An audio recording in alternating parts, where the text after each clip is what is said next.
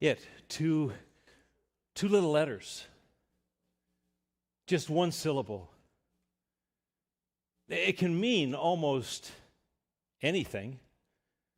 I mean, it can mean something that is threatening you. It can mean something that you're afraid of. It can mean something that you want. It can mean something that you choose, or it can mean something that has happened to you. It can refer to the absolutely mundane, or it can refer to something that changed everything. Now, usually it points backwards to something that has already been named, but today it is going to take us by the hand, and it is going to have us walking with Jesus down a dusty road on the way to Jerusalem. It is going to project some of my childhood experiences on the imagination screen in your own mind, and it is going to stand and point to a future that's your future. Now, you need to understand that the it that I'm talking about, which can mean almost anything, but in this particular case, the it that I'm referring to is something that Jesus talked a lot about. He said, it will determine your allegiance to me. He said, it is inseparable from following him. He said, it is the way that God defines greatness. And it is what he came to do. Now, to put it simply, this it can shape your life, it can define your path, but it often starts small and really insignificant. At least it did for me. You see, the first time I remember ever doing it was when I was 10 years old and dressed like a monkey. Now that probably requires a little bit of explanation. You see, my mom and Mrs. Owen were the leaders of the Happy Hour Bible Club Choir, which was actually a TV show in the town and the city where we lived, Lethbridge, Alberta, locally produced as aptly called the Happy Hour Bible Club. And I remember being a part of this. You got to remember, it was the 1970s, so you could get away with a name like that. But I remember feeling perfectly safe participating as a 10-year-old in the Happy Hour Bible Club choir on TV because I knew something for certain. None of my friends and none of my schoolmates would dare watch the Happy Hour Bible Club. So I was very safe. Well, one day, somebody decided that we were going to do a monkey sketch to get some sort of biblical teaching out. And so I was recruited as the monkey. Now, this was not just any monkey. This was a monkey that was going to be on TV wearing women's leotards, a skin-tight bodysuit, and ears and a monkey nose.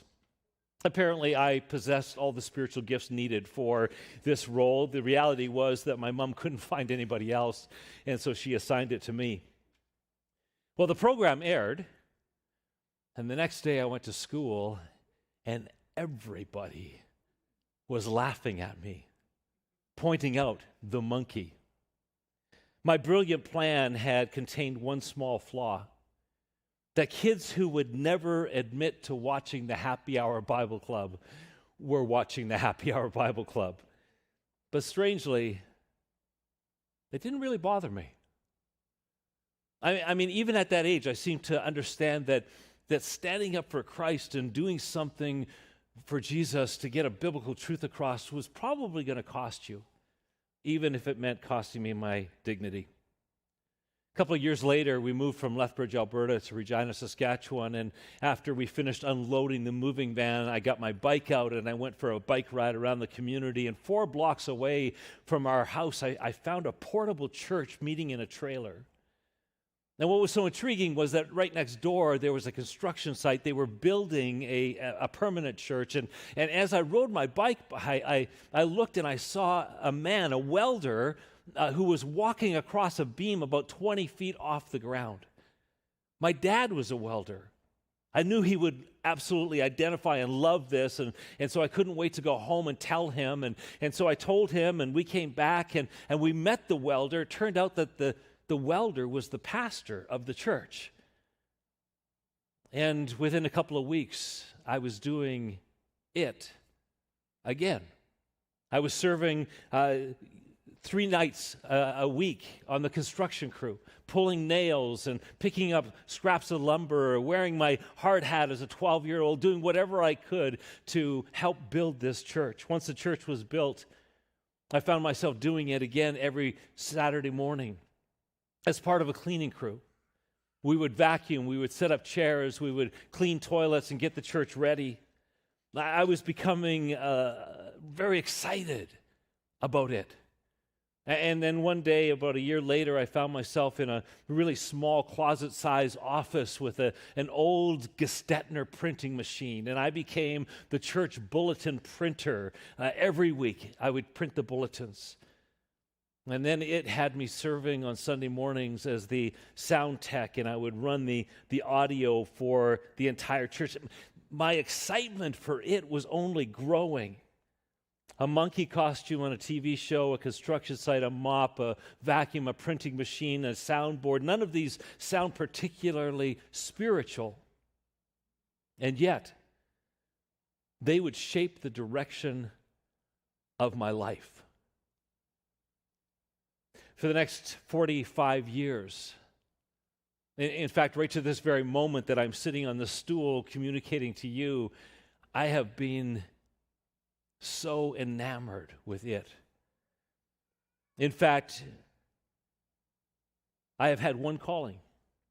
I've had one passion. I've had one mission. And that mission has been it. Such is the power of it. So in case you're not sure yet, what is it? Well, it is serving, or more specifically in this case, serving Jesus. I've served Jesus pretty well my entire life. Wherever I have found myself, whatever was needed, whatever I had that I could give in that moment. And it's really funny because in those early years, I thought I was building a church. I thought I was building a program. I thought I was building something for the kingdom, but it turns out that it was building me. Now, that statement, that it was building me, or nothing has shaped my life like serving Jesus, it kind of sounds like hyperbole. It kind of sounds like convenient exaggeration, but it's not. Instead, it's something that Jesus talks so much about. And so for the next few minutes, what I would love to do is I'd love for us to kind of hurry up a little bit and run and catch up with Jesus as he's walking on a dusty road, coming out of the Jordan River Valley into Jerusalem. It's a steep climb. And as he's walking along this road, he's got his 12 disciples with him. He's leading this small band of people. But the further they get and the closer they get to Jerusalem, the more the road becomes crowded, because it seems like during this time of Passover, Jerusalem is calling everybody to come and to gather.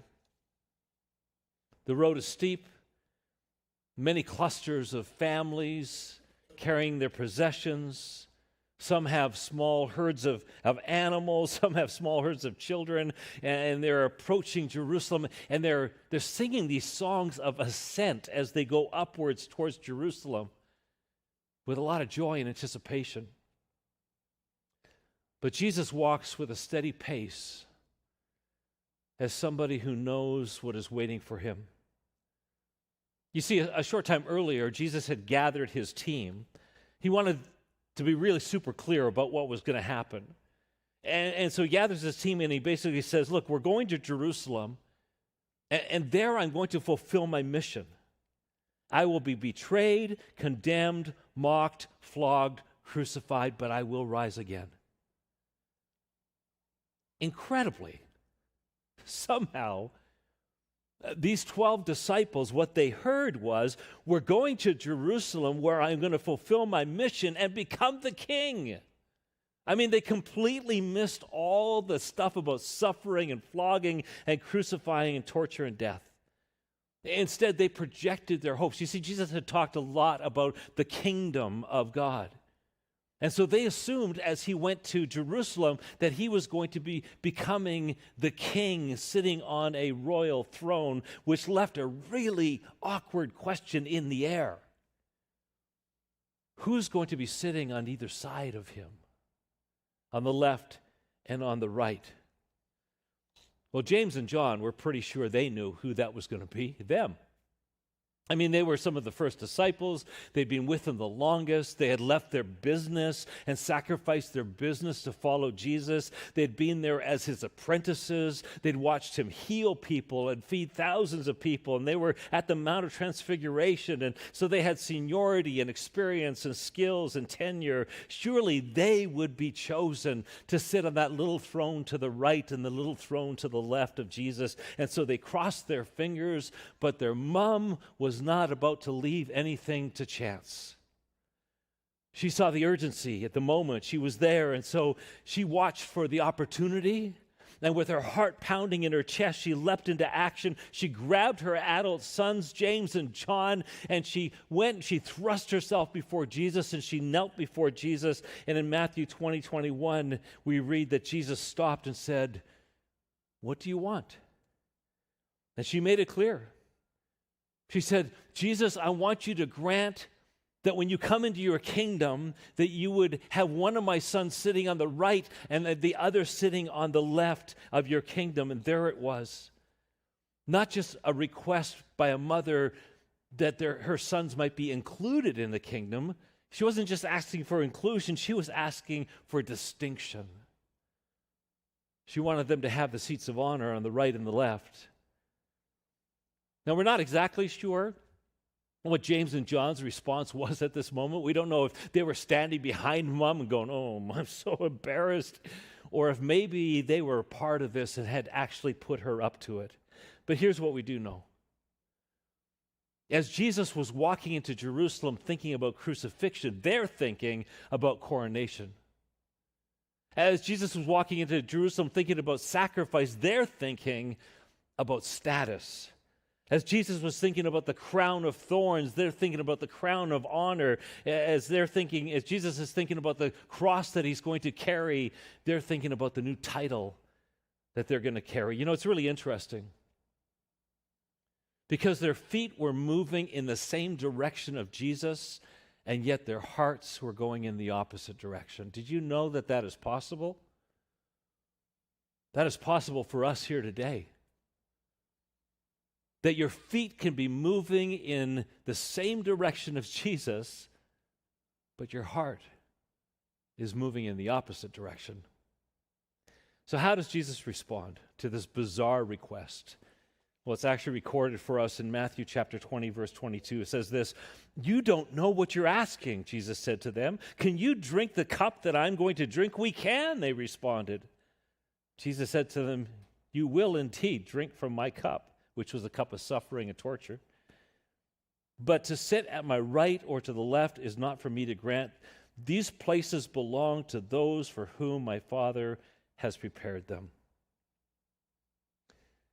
And then something happens that Mom and James and John had tried to avoid, but they failed. The other 10 heard what was going on, and they got ticked. I mean, they got really mad. In fact, Jesus ends up calling a team meeting. And just before he does, it says this, "When the 10 other disciples heard what James and John had asked, they were indignant." Now, we don't know exactly why they were indignant. Maybe they were indignant because they understood what was really happening here. And they were like, "How can you guys be so off base and so selfish?" Or more likely, they were indignant because they wished they had made the ask. They wished that maybe they would be on the right and the left. Well, I love Jesus' response. He doesn't humiliate them. He doesn't scold them. He doesn't embarrass them, but rather, he acknowledges where they're coming from. It's powerful. In fact, for the next few minutes, I want you to imagine that in this team meeting, Jesus doesn't have 12 disciples sitting around. He has 13. And you are the 13th. You are sitting with the 12, and you're about to listen to what Jesus has to say. He's about to make it very clear. And what Jesus says is this. It says, but Jesus called them together in this team meeting and said, you know that the rulers of this world lord it over their people, and officials flaunt their authority over those under them. In other words, Jesus is acknowledging where they're coming from. He's saying, hey, I get it. I understand why you would ask to sit on the right and the left, these little thrones. I understand where that's coming from. Because all you've ever known is what the world has taught you. All you've ever breathed is the air of the values of this world, which are the values of authority and power and position and comfort and prestige and privilege and prominence. I get it. That's how you're wired. That's your human nature. That's where this is coming from. I get it. But then he drops 7 words that completely reorientate their lives and should reorientate our lives as well. He simply says this, but among you, it will be different. But among you, as my followers, we don't think like the world. We don't have the same values as the world. We're different than the world. We don't play by the same playbook as the world. In fact, we play by a different playbook. And then Jesus rolls out the Jesus playbook. He says this. Remember, you're sitting with the 12. You're number 13. And he says this, but among you, it will be different. Whoever wants to be a leader among you must be your servant. And whoever wants to be first among you must become your slave. For even the Son of Man came not to be served, but to serve others and give his life away as a ransom for many. James, John, Mom, visitors from the future. The world measures greatness and success by position and power and prestige and followers and likes and wealth and popularity and how high you can rise. But heaven measures greatness and success by how low you can go to serve others. In heaven's economy, if you want to be a leader, you've got to be a servant. In heaven's economy, if you want to be first, you got to put yourself last. And then Jesus says, and to make this absolutely clear so you never get this confused or mixed up, let me tell you this. Jesus says, I'm the Messiah. I'm the one that created everything. I'm the one who has power over everything. And yet, I did not come to be served. I came to do it. I came to serve others. So let me just time out for a moment and ask you, are you getting it? Do you get it? Is it a part of what's motivating and stirring your life? Because it will absolutely transform who you are when you get it. In fact, let me really quickly just kind of show you some practical ways that it changes a life. Number 1, serving reveals who rules your life. In Matthew 4:10, Jesus said, worship the Lord your God and serve him only. Serve him only. You know, many of us think that when it comes to serving in the church context, we think, okay, I'm serving when I serve at Riverwood Kids. I'm serving when I'm serving with the uprising students, or when I sign up to be an usher or a greeter or a safety team or a life group leader or stocking shelves at the food bank or any one of the other hundreds of ways that we invite you to serve. That's serving. And yet I want to tell you that's barely scratching the surface of serving. Serving is not a card you sign up for or an hour a month that you invest. Serving is the posture of your heart. Worship the Lord your God and serve Him only every day with all that is in you. Number 2, serving puts us where Jesus is. John 12:26 says, "Whoever serves me must follow me, and where I am, my servants also will be." Now, we don't have time to dig deep into the context, but I want you to know that this whole idea of where I am, my servants will also be. Basically, what Jesus is saying is, look at it. I'm going to step into some very difficult, very challenging, very broken, very impossible situations. That's where I'm going to be. And if you're going to be a servant with me, if you're going to worship me and be part of this venture, then you too will step into some very difficult, some very broken, some very challenging, some very impossible situations, because that's where I am and you will be with me. Again, that's more than just simply signing up to be an usher. That's a bigger calling. And number 3, serving positions us for the Father's honor. Jesus brings this whole conversation on the road to Jerusalem kind of full circle in John 12:26 when he says, "My Father will honor the one who serves me." James, John, Mom, you're looking for honor and significance? Well, I'll tell you how to get honor and significance. Serve me. Serve me. My Father will honor the one who serves me. You know what this means? This means that moment in my life when I was 10 years old, dressed like a monkey, getting ridiculed by my friends, trying to bring out a biblical truth on this TV show called the Happy Hour Bible Club, the Father saw that. I had long forgotten it, but the Father saw that and will honor that. When I was picking up pieces of wood and 12 years old, wearing a hard hat, doing whatever I could to help build that church. When I was running bulletins, at 14, when I started a youth group in our church, and all the way through my life and your life, when you did those things, when you served and stocked the shelves at the food bank, when you mowed the grass at church and pulled the weeds, when you fixed the drywall holes that our uprising students put into the walls, when you served coffee to those who were hurting, when you changed a diaper in the nursery, when you opened the door with a smile, welcoming that person that has never been to Riverwood and hasn't been to church for 20 years, when you put the chairs away and long after everybody else has left, when you made that meal for that hurting family, they don't even know your name, and yet you served it, when you texted that person you haven't seen for a while just to tell them you love them and you miss them, when you prayed for somebody, the Father collects those moments. Not one of them gets away. And He collects them as worship and He honors them. It, 2 letters, 1 syllable, can mean almost anything.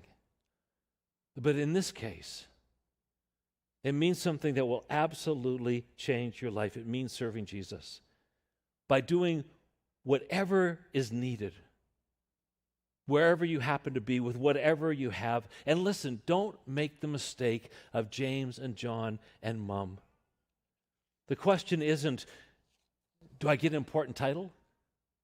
Is this going to make me feel good about myself? Is anybody going to notice? Am I going to get the credit I deserve? Is this venture going to be comfortable and actually pay off? Is this job big enough to matter? That's not the question. The question is, Jesus, what do you need me to do today? In fact, that's my challenge.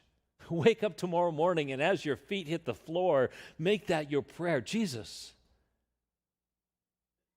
reporting for duty, what do you need me to do today? Who are you going to put in my path at work? How can I serve you? What can I do today to advance your cause? Now, I won't lie. As one of your pastors, What do pastors dream about? We dream that not 53% or 59% of Riverwooders would find their place in serving at their church, but 100%. We dream of the day where there's never an announcement on the screen saying, we need more Riverwood kid workers, we need more people at the food bank, we need more people to care for children for that at-risk moms group. We dream of the day where there's no announcements, there's no serving cards, because 100% of the people understand that investing in their church and serving as part of the team is just what we do. And yet, it's so much larger than that. It really is about asking Jesus, my life belongs to you. Every bit of it. Put me to work today. Show me where you are, because I want to join you in that difficult, challenging situation. And I'm going to ask that you would give me the courage, as a great sports shoe company once said, to just do it. So, that is a chapter out of my Jesus story. I wonder, what's yours?